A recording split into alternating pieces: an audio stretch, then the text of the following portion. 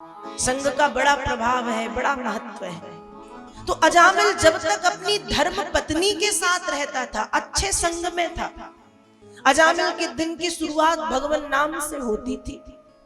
सूर्य नारायण को अर्घ देते थे अजामिल, हवन करना, पूजन पाठ करना, भजन करना, जाप करना, नित्य साधु संतों की सेवा करना अजामिल का काम था। लेकिन जैसे ही संग बिगड़ा, अजामिल भी बिगड़ गए। पत्नी को छोड़ के उस बुरी स्त्री के साथ रहता है। तो जो अजामिल पूजन पाठ हवन जब तब सूर्य नारायण को अर्घ देता था, अब वो अजामिल चोरी करता है, डाके डालता है, लूटपाट करता है, हत्या करता है, हिंसा करता है। ऐसा अजामिल बदल गया। एक बार की बात है, अजामिल के गांव में कुछ साधु महात्मा आए। जब साधु महात्मा आए तो लोगों से पूछा कि भैया आपके गांव में कोई ऐसा ब्राह्मण है जो रात्रि भर विश्राम की और हमारे भोजन की व्यवस्था कर दे। अब लोग भी लोग हैं, लोगों को दूसरों का मजाक उड़ाने में बड़ा आनंद मिलता है। अजामिल का मजाक उड़ाते हुए कहा, अरे महात्मा जी कैसी बात कर रहे हो, हमारे गांव में बहुत बड़ा, बहुत शुद्ध तपस्वी ब्राह्मण है। कहा कौन? अजामिल। घर कहाँ है? पता बता दिया। संत जी आए, आवाज लगाई, अजामिल बाहर आओ। अजामिल बाहर आया, देखा तो संत जन थे। और जैसे ही संतों को देखा, अजामिल के पूर्व संस्कार जागृत हो गए।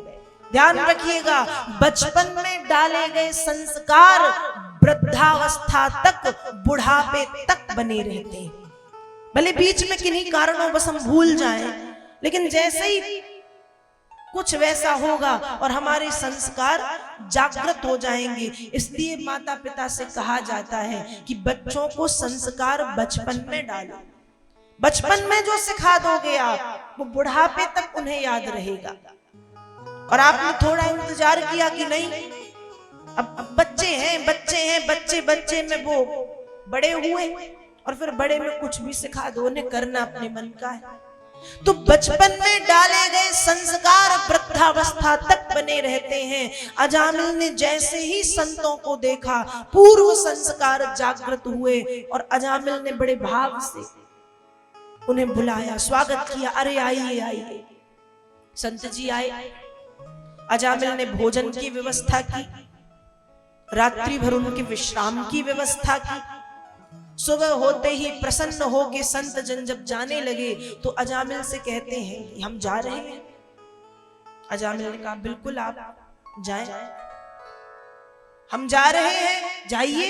फिर से कहा हम जा रहे हैं, जाइए जाइए, बिल्कुल जाइए। अजामिल समझ गया कि ये कुछ दान दक्षिणा चाहते हैं। अजामिल ने बिल्कुल स्पष्ट कह दिया, देखो महात्मा जी, मैं ठहरा एक चोर, लुटेरा, मैं आपको कुछ नहीं दे सकता। अच्छी बात तो यह है कि रात भर जब आप मेरे घर पे थे तो मैंने आपका कोई सामान नहीं चुराया, इतनी ही सेवा कर सकता था। अब आप जाओ। संत जन प्रसन्न हो गए उसकी स्पष्टवादिता को देख के और कहा चलो कोई बात नहीं, यदि तुम हमें कुछ नहीं दे सकते फिर हम तो संत हैं, हम क्या दें, लेकिन एक बात बताते हैं, मान लेना। ठीक है, मान लेंगे। बात क्या? कहा अपने सबसे छोटे पुत्र का नाम या सबसे प्रिय पुत्र का नाम नारायण रख लेना। रात्रि भर का सत्संग अजामिल को नारायण रूपी महामंत्र दे गया, नारायण रूपी महामंत्र दे गया। अजामिल के 10 पुत्र थे। अजामिल ने अपने सबसे छोटे बेटे का नाम नारायण रखा। समय बीतने पर 80-82 वर्ष की उम्र में बिस्तर पर पड़ा अजामिल दर्द से कराह रहा है। और अजामिल को लेने के लिए यमराज के दूत आ गए। जिनकी संख्या 3 है, दिखने में भयंकर है, काले काले वस्त्र पहने हैं, अजामिल के स्थूल शरीर से सूक्ष्म शरीर को खींच रहे हैं। अजामिल ने चिल्लाना प्रारंभ किया, नारायण बचाओ, नारायण बचाओ। अजामिल ने आवाज लगाई बेटे को, पर आवाज पहुंच गई भगवान विष्णु के पार्षदों के कानों में। भगवान विष्णु के पार्षदों ने सुना भगवान का कोई भक्त कष्ट में है, चलो चलो देखते हैं। पार्षद भी अजामिल के घर आए, देखा तो यमराज के दूत सता रहे थे। पार्षदों ने कहा, जब ये भगवत भक्त है तो इसे तुम कैसे ले जा सकते हो? यमराज के दूत बोले, ये कोई भगवत भक्त नहीं है, ये नारायण को नहीं, ये अपने बेटे नारायण को बुला रहा था। तब भगवान विष्णु के पार्षदों ने समझाया, एते नैव यघोनोस्यो कृत स्याद घनिष्कृतम यदा नारायणायेति जगाद चतुरक्षरम। जिस व्यक्ति ने अपने जीवन में एक बार भी नारायण रूपी महामंत्र को ले लिया, एक बार अपनी जिह्वा से, जिसके मुख से नारायण शब्द निकल जाए, एक बार नारायण कहने से करोड़ों करोड़ों जन्मों की महापातक पाप राशि जल करके नष्ट हो जाती है। तो जिस क्षण इसने नारायण कहा, उसी क्षण इसके पाप जल गए। यमराज के दूतों ने कहा, ठीक है, हम समझते हैं इस बात को, लेकिन आप भी समझिए, ये नारायण नहीं है, बेटे नारायण को बुला रहा था, बेटे नारायण को। और जब कहा कि ये बेटे नारायण को बुला रहा था, फिर से समझाया, सांकेत्यम परिहास्यम वा स्तोत्रम हेलनमेव वा वैकुंठ नाम ग्रहणो अशेषाग है विदु। सांकेत्यम, संकेत से यदि भगवान का नाम लिया जाए, इशारे से, परिहास्यम वा, हंसी मजाक करते हुए, स्तोत्रम, स्तोत्र के रूप में स्तवन स्तुति करते हुए, हेननमेव वा, आलस्य के कारण भी यदि नाम ले लिया जाए तो पुण्य उतना ही मिलता है जितना पूजन करते समय नाम लेने से मिलता है। तो भले इसने बेटे नारायण को बुलाया, पर कहा तो नारायण। यमराज के दूत फिर बोले, आप क्यों नहीं समझ रहे, नारायण तो कहा पर नारायण नहीं कहा, बेटे नारायण को बुलाया। एक बार की बात है, आपकी ही तरह एक माता जी कथा सुनने पहुंची। अब कथा सुनने पहुंची, अपने साथ में एक छोटी सी बिटिया को ले गई। उनके जेठ की बेटी थी, उसका नाम था चंपा। दोनों कथा सुनने गई। अब पंडित जी ने संकीर्तन कराया। संकीर्तन कराते हैं, जय रघुनंदन कंस निकंदन देवकी नंदन जय जय हो। सभी गाने लगे। अब सामने माता जी बैठी मौन। अब पंडित जी को लगा, सामने बैठी थी इसलिए दिख रही थी, पंडित जी को लगा क्या ये बहरी गूंगी है? गूंगी बहरी तो नहीं है, रोज कथा में आती है और मैंने इन्हें बोलते देखा है, पर ये गा क्यों नहीं रही? पंडित जी ने सारे में हाथ हिलाया, अरे आप भी गाओ। अब माता जी सोचती हैं कि बताओ, अब तो पंडित जी ने भी कह दिया गाओ, क्या करूं? माता जी ने गाना शुरू किया, जय रघुनंदन कंस निकंदन। आगे क्या गाती हैं? माता जी के पतिदेव का नाम था देवकी नंदन, और हमारे यहाँ ऐसा कहते हैं कि माताएं अपने पतिदेव का नाम नहीं लेती, और पुराने समय में तो ये बिल्कुल नहीं लेती थी।